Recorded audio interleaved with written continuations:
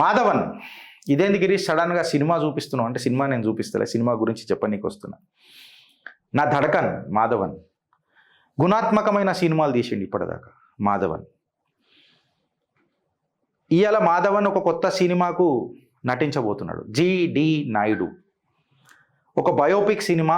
GD Naidu గారిని ఉద్దేశించి ఒక school drop out, India Thomas Edison అని అంటాం కదా, బల్బులు ఎక్సెట్రా ఎక్సెట్రా తయారు చేసింది కదా. థామస్ ఎడిసన్ గురించి అందరికీ తెలుసు, కాకపోతే జిడి నాయుడు మీకు తెలుసా అని చెప్పి నేను మాట్లాడుతున్నా.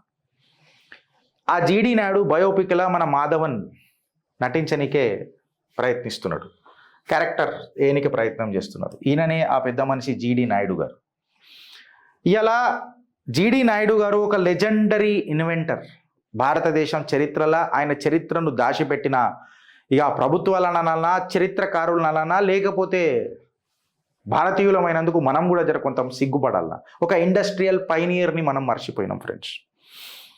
ఇవాళ గ్లోబల్ ఐకాన్ ఉంటుండే ఆయన. ఇన్ఫ్యాక్ట్ ఆయన గురించి మనం చదువుకోకుండా ఇంకొక పెద్ద తప్పు చేసినాం. గోపాలస్వామి దొరైస్వామి నాయుడు, జిడి నాయుడు అని అంటారు. ఒక ఇండస్ట్రియల్ రెవల్యూషన్ని తీసుకొచ్చిండు వెనకటికైనా. గ్రౌండ్ బ్రేకింగ్ ఇన్వెన్షన్స్ తీసుకొని వచ్చిండు భారతదేశంలో. అది ఎలక్ట్రిసిటీ రంగంలోనే ఉండని, అగ్రికల్చర్ రంగంలోనే ఉండని, ట్రాన్స్పోర్ట్లోనే ఉండని. నెక్స్ట్ టైం మీరు ఏదైనా ఎలక్ట్రానిక్ అప్లయన్స్ చూస్తే ఈయన పేరు మీకు ఖచ్చితంగా గుర్తు రావాలి. ఆయన పేరే జిడి నాయుడు.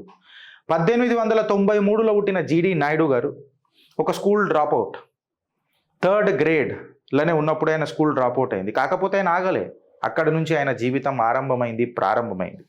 16 సంవత్సరాల ఏజ్లలోనే బ్రిటిష్ ఆఫీసర్ 1912లో ఒక రడ్జ్ బైక్ చూసి మనసుబడి ఆ బైకుని కొనాలా అని చెప్పి కోయంబత్తూరు వచ్చి పైసా కూడబెట్టి ఇవాళ బైక్ కొన్నాడు. ఎవ్రీ ఇంచ్ మనము ఇవాళ ఆయన స్ట్రగుల్ ఈ సినిమాలో చూస్తాం. దాని తర్వాత ఒక మెకానిక్ లెక్క పనిచేసిండు, కాటన్ మిల్లులో పనిచేసిండు. దాని తర్వాత సెల్ఫ్ స్టడీ మొదలెట్టిండు. కాటన్ మిల్లో పనిచేస్తున్నప్పుడు నేను ఒక కాటన్ బిజినెస్ ఎందుకు పెట్టొద్దు అని చెప్పి మొదలెట్టిండు. కాకపోతే ఆయన బిజినెస్ బాంబేలో ఎక్స్పాన్షన్ చేయనికే ఫెయిల్ అయిండు. అందరు అనుకున్నారు ఆయన జీవితం ఖతమైపోయిందని, మనలా సుంటోళ్ళు అయితే ఆడనే ఖతమైపోతారని అనుకుంటుండే. కాకపోతే 2వ ఇన్నింగ్స్ మొదలెట్టిండు జిడి నాయుడు గారు. 1920లో ఒక మోటార్ కోచ్ లాంచ్ చేసి 1 man బస్ సర్వీస్ మొదలెట్టి 1933లో యూనివర్సల్ మోటార్ సర్వీస్ అని చెప్పి మొదలెట్టి 280 బస్సుల ఫ్లీట్ తయారు చేసిండు.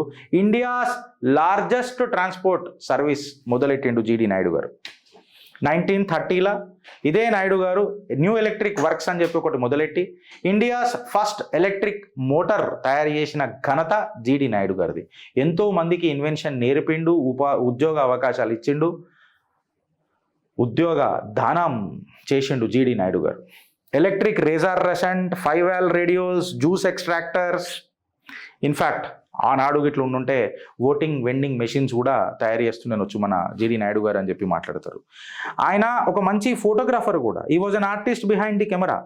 మన పూల్వాలా చాచా నెహ్రూ, మహాత్మా గాంధీ, మన మోహన్ లాల్ కరమ్చంద్ గాంధీ గారి ఫోటోలు, చిత్రాలు, వీడియోలు కూడా తీసిండు. దాని తర్వాత కింగ్ జార్జ్ ఫ్యూనరల్ కూడా 1935లో జరుగుతుంటే లండన్ పోయి కూడా అవన్నీ చిత్రీకరించాడు.